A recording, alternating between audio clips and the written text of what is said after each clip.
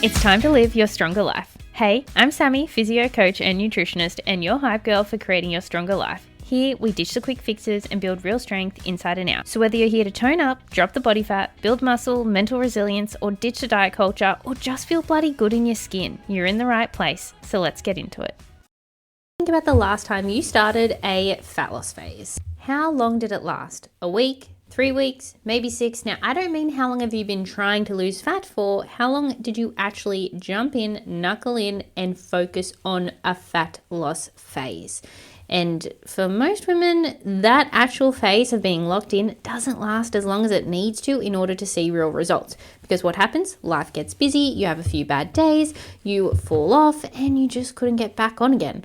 Or you just simply stopped, blinked your eyes, and now we're 12 months, 2 years, 3 years down the track. And most of the time, it's not because you're lazy, it's not because you don't have any willpower, and it's not that fat loss just isn't possible for you. It was more often than not because you weren't prepared. And I see this all the time. Women always say, I don't know why I keep failing. I try and I try and I try and nothing seems to work. Or I ask them, how long have you been working on this fat loss goal for? And they're like, 10 years. And I'm like, but it's 7 kilos we could do that in 6 months. And the reason why is because you are unprepared. So today we are going to be fixing that and first covering the mistakes and then how to fix them. So let's get into it. Mistake number 1, you are starting from a deficit of everything. Here's the first thing I see all the time. Women who come to me wanting to start a fat loss phase, but they're already exhausted, they're already under eating, and they're already barely sleeping, already stressed to the eyeballs. And then they want to add another calorie deficit on top of that. That is not a fat loss phase. That's a recipe for burning out by week 2. So before you cut, we need to have a baseline to be ready to cut from. You literally cannot take away when there is nothing left to take away. And most women are already at that point of the floor, and you can't get any lower unless you start digging into the ground, which is not ideal. So what does that mean practically? First, we need to be focusing on your sleep, making sure it's reasonable. It doesn't have to be perfect. You know, most of you are busy moms. I know, you cannot always be in control of your sleep. So it doesn't have to be perfect, but it does need to be reasonable. If you're running on 3 hours of sleep and 5 coffees a day, the cutting calories is just going to wreck you even further. Sleep is when your body repairs, recovers, and regulates your hormones that control your hunger and also your fat storage, especially around your abdominal region. So you cannot just knuckle through if your sleep is already not fabulous. So first, we want to fix your sleep and your energy levels.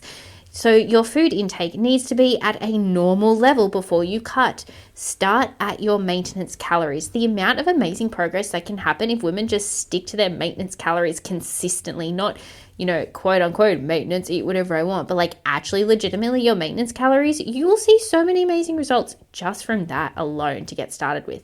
So if you've been eating, 1,300 calories, 1,200 calories, or even 1,400 calories, and then you're trying to lose weight for the last 3 months, it's not working, then the answer is not to eat less. You don't come to me and then say, I need to be in a calorie deficit to drop weight. It's like, yeah, dude, you're already starving yourself silly. First, we're going to start by bringing your calories back up, spend some quality time in your maintenance calories, and then we can create a proper moderate deficit, not the lowest calories you can possibly do, but just the calories that you need, which is more often more than what most women actually attempt to try and do a dieting phase from, which is another reason why it's really hard to even stick to it, because you're trying to diet harder than you need to.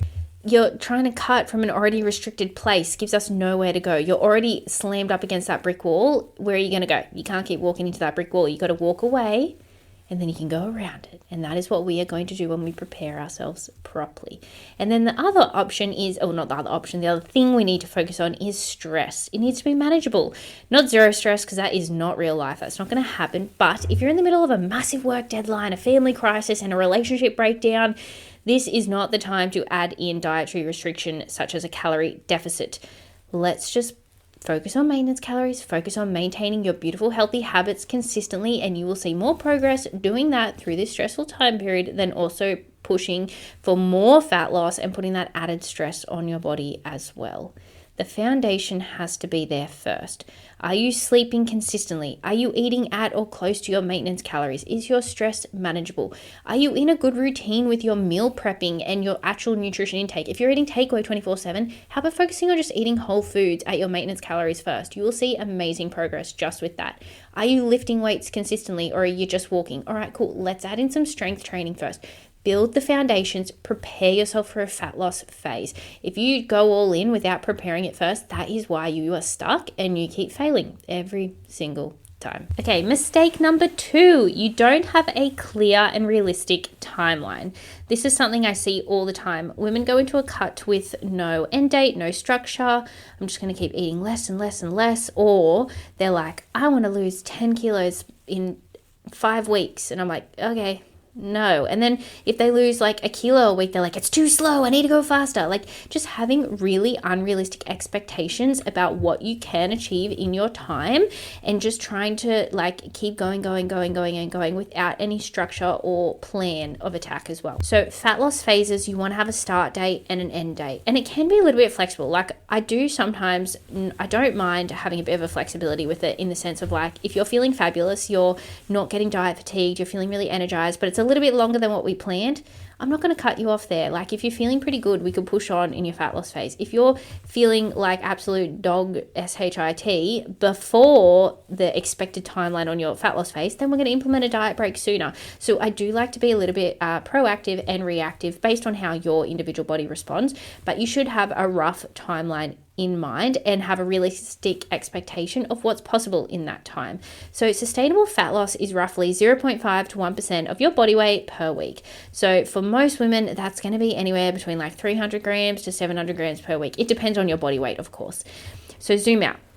If you have 8 kilos to lose, you're looking at like 10 to 20 week process at a minimum, not 4 to 6 weeks. And then you can also add on extra time for the unexpected falling sick, the unexpected going on holidays, the unexpected having a meal out, the unexpected your body's not coping, so we need to give you a week at maintenance. So therefore your timeline of losing 8 kilos could extend out to 6 months plus, and that is totally fine. But you just need to have a realistic expectation about what is doable for you in your era of life.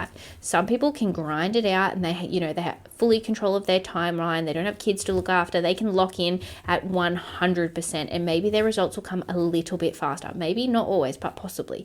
And then there's other people who are, chasing after kids, working full time. Their time is limited. They want to enjoy family dinners. So set a realistic expectation that your fat loss may be a little bit slower, but it's still going to happen, and you're actually going to be able to maintain the results and achieve them without burning out and hating your life the whole time. So set a proper timeline. I recommend 10 to 16 weeks for a fat loss phase, and then we have little breaks in between if we need it, or we have breaks then when we need it. Like I said, I like to be a bit proactive and a bit reactive depending on how you as an individual responds along the way as well. I know some ladies who do better on like, all right, we're going to lock in for 4 weeks and then you're going to have a week at maintenance. Lock in for 4 weeks and you have a week at maintenance. That can work for some ladies. Some are like, nah, I'm cool. Just keep cruising. I'm going good. No worries. And then I might just be like, all right, well, this weekend, just go have fun, go chill at maintenance calories. And they just do like, a little sneaky weekend at maintenance, and then they're good to keep going again.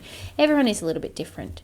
But a fat loss phase should lead into a maintenance phase, not straight into another cut. You just need to be confident and comfortable enough to just like go to your maintenance calories, because if you just constantly stay in a fat loss phase forever, that's when those new low calories become your maintenance, and then you get stuck. And then if you want to keep making body progress, and you can't do that because you're stuck at these really low calories, and then we got to spend time building them up. So like, stop being afraid to just like eat a maintenance calories and then go into a fat loss phase and then come back up to your maintenance calories, and being able to just like ebb and flow between them as you need to. That's going to get you so much better long-term results. Is like, stop caring about the number and just do what you need to do for your body, basically. Okay, mistake number 3, your calories are too low from day one. I mean, these are all very similar, all fed in together, right? But this one kills me. Women start a fat loss phase day one, they're already eating as low as they can just manage. They're really gritting on for dear life and just going, I'm just going to go as low as I possibly can to make this scale drop as fast as possible.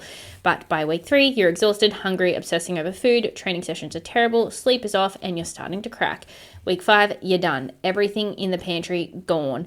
And you think you failed. No, your approach just failed. You don't need to go as low as humanly possible. you have no runway for adjusting as your body adapts. So therefore, you're just going to have to come back up to maintenance, spend more time at maintenance much sooner. You are much better off starting with a moderate deficit that is sustainable for you for the time period of your fat loss phase. That's actually going to drive results. And we always strive for the highest calories possible to still see progress. That way we have room to move and adapt and lower the calories slowly over time as your body adapts to those low calories. That's inevitable, but we can manage that by starting high and working our way down as we need to. And then when it gets too low and it gets gross, then we come back up to maintenance, spend a bit of time up there, and basically like reset the clock again. And if you go too fast and you drop your calories too low, you're just going to lose muscle, not body fat. So it is not the ideal scenario. So start moderate, anywhere between like a deficit of 300 to 500 calories, or about 20%, 15 to 20% of your maintenance calories, depending on your maintenance calories, like what's realistic for you. Like if your maintenance calories like 1800, maybe don't start 500 calories less. That's pretty damn low. Maybe do 300 and then like do a bit of cardio and extra steps to kind of balance the output a little bit. Like you can do little strategies like that as well. But anywhere between 15 to 20% as a starting point from your maintenance calories, which does tend to be for most women like 300 to 500 calories below your maintenance calories, is a really nice spot. You want to be eating the most food possible while still losing body fat. The most food possible while still losing body fat, because more food means better energy, better training, better sleep, better mood, and better adherence. And then, like I said, when you need to adjust, we have room to do it. So start moderate and adjust when the data tells you, not because it's week 1 and it's not going fast enough, but because the data actually tells you that you need to. Okay, mistake number 4, protein is, let's try that again. Mistake number 4, protein isn't a priority yet. I'm not going to spend a huge time out on this one because I've covered protein in many other episodes, but it is definitely very important. So before you start your fat loss phase, you should be hitting your protein target consistently, not trying to hit it, hitting it consistently. Why does this matter before the cut starts? Because in a calorie deficit, protein is what keeps your muscle on your body when combined with strength training while the fat comes off. Without enough protein and no strength training, your body doesn't just lose fat, it's going to lose significantly more muscle as well. And so losing muscle, it will slow your metabolism down, it will make you look less defined, and it makes the whole process harder, and you just look worse by the end of it and harder to maintain. So for most women, practically speaking, protein wise, anywhere between like 120 and 150 grams of protein per day for most of my clients is like a pretty good sweet spot. It is down to your activity levels, your goals, your current muscle mass, your body composition. Are you in how big's your calorie deficit? Like what do you feel best on as well? Like there's so many things to factor in when it comes to the protein target, but generally speaking, 120 to 160 grams of protein will be a pretty good coverage for most women. So if you're currently hitting 60 grams of protein and struggling, don't start cutting calories yet. Spend the next few weeks bringing your protein up into that range, and then you can start doing a fat loss phase from there. And also, combined with that, you have to be strength training, and also make sure you get enough fiber. That's another really important one before you start a fat loss phase, but that's a digression from the protein. Okay, mistake number 5, your training isn't consistent yet. And I want to be careful here because I don't want this to become an excuse to wait forever. Don't wait until you're fully consistent with your training. Okay, now I'm ready. But if you're not training consistently right now, starting a calorie deficit at the same time as trying to build a training habit can double the load on your brain capacity and your schedule. For some women, you're more likely to drop one or both. I think ideally before you enter a fat loss phase, focus on meal prep habits at your maintenance. While you're chilling at maintenance calories, focus on your meal prepping habits, tracking your macros, seeing what your body needs, and also getting training on lock. And then all you have to do is adjust the calories. Everything else stays the same. It makes it so much easier. And training is absolutely a non-negotiable in a cutting phase and just a building phase and just being a breathing human being phase. Lifting weights is a non-negotiable if you have bones and if you have muscles. It is what tells your body to hold onto the muscle while it's losing body fat, and it is how you protect your bone density. Absolutely non-negotiable. If you ever want to join my coaching program and you're not lifting weights, I will tell you to lift weights, so just be prepared for that one. Without it, you are just going to get smaller, fluffier, and not enjoy the process. And also, you're not protecting your muscles or your bone density, and that's why you're getting achy and sore, and you have no energy, and you can't climb up the stairs, and you can't do things the same that you used to. It's all because you have lost muscle. So that is a non-negotiable priority, even in a calorie deficit and outside of a calorie deficit. And you may think, but Sammy, this is delaying the process. I just want to get started now. But you're not. What you're actually doing is you're preparing. You're already starting, getting your sleep right, bringing your calories up to maintenance, getting on lock with your meal prep, and you're tracking your macro habits and locking in on your protein and your fiber and building a consistent training routine. That's all starting and building a foundation that makes actual fat loss phases work. The women who do this prep work are the ones who complete their cuts, the ones who get their goals, and the ones who do not spend the next 5 years starting and stopping. The women who skip it are the ones in my DM 6 weeks later saying everything fell apart every single time. You deserve more than another failed attempt, so set yourself up right, do the work before the work, and always be aiming for 1% better. So get those locked in before the cut, and I promise you it is going to change everything. Thanks so much for listening. If you found this episode valuable, please rate, review, and subscribe. And I'd love if you shared this on your Instagram and tag me Sammy_livestrong. And if you'd like to learn more about my coaching and join the Project Livestrong family, please message me Livestrong on Instagram, and I'll see how I can help. I'll see you next time.